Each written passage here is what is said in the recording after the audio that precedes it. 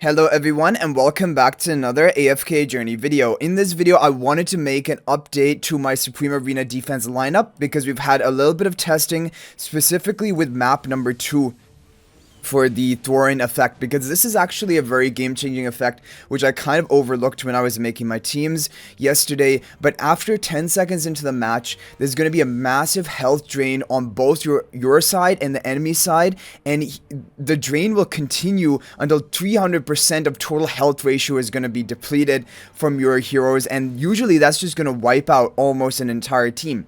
So that is why you definitely want to go for a stall-oriented strategy to outstall the opponent, because for example Talene, Tassi, Damien, these are heroes that don't mind if the HP is being drained, and actually then you can proc invincibility of Tassi, you can have Talene reviving, and your team will then stall out while the opponent is just going to continuously being drained down by this effect. Also, it really has synergy with Bonnie, so I definitely think Bonnie should be run on this map because Bonnie can debuff the enemy, and then this health drain begins by draining health from the rearmost hero.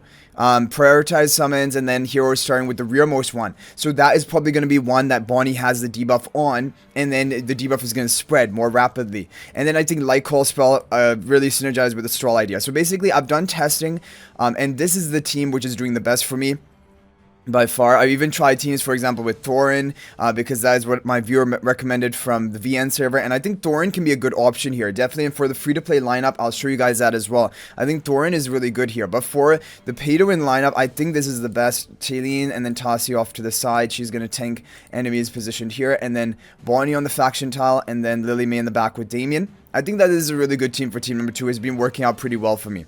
Now, as for my other teams, I have switched it up because the Shimira, Harak, Ludovic team, it just wasn't working for me based on the testing I was doing. And so I was like, okay, I'm going to switch it up. We're going to go back to an Iron Nuke team. And now this team is very strong.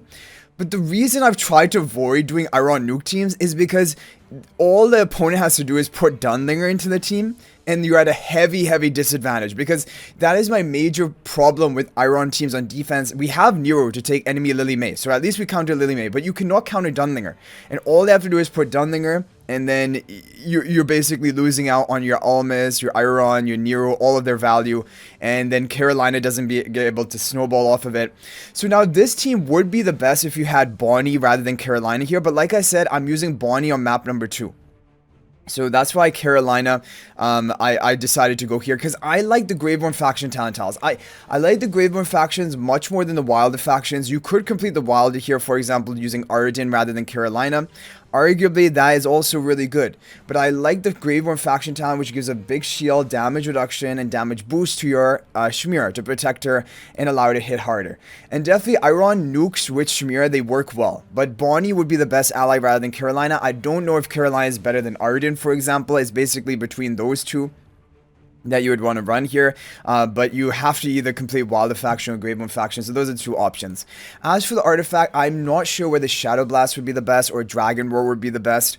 Both seem like great artifact choices here, but I do like Shadow Blast. I like for nuking comps like this Iron Nuke. I think the defense penetration execution will help you clean up enemies and before they're able to retaliate.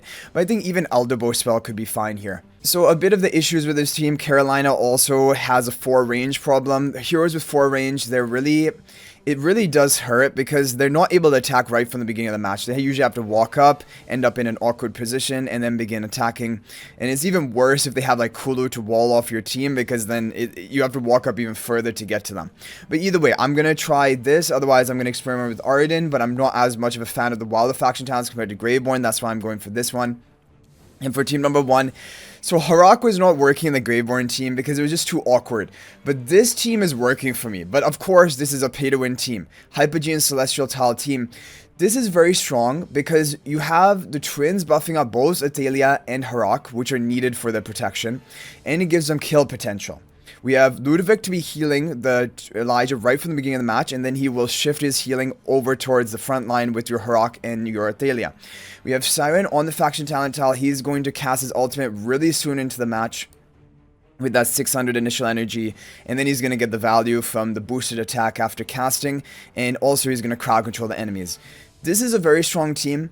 And from my testing, it feels like this is stronger than the Mauler version. Like, I try so hard to make the Maulers plus Athalia comp work, but honestly speaking, the Maulers have a major issue, which is that, I guess also that the Iron Nuke team has an issue, is that Lily May can counter Maulers hard, and Dunlinger counters Maulers hard. Because if they bring Dunlinger and have my Shakir up front on the faction talent tile, Shakir just ends up looking stupid because he can't cast his ultimate, he ends up just dying because he's tanking all the aggro, and without Shakir's ultimate, basically, the comp is not good, right? And Mikola she's just not a good PvP hero in general. Like, if you have a lot of melee heroes up in front line to get the honor arena, that seems like value, but the problem with the Mauler heroes is the Mauler faction tile is really good, but the Mauler heroes are really easy to counter. Shakir gets shut down by Dunlinger and Lily May, and the other heroes, Mikola, Coco, they're going to be killed before they cast their ultimate. Brutus, he tanks for a bit, but then he ends up dying.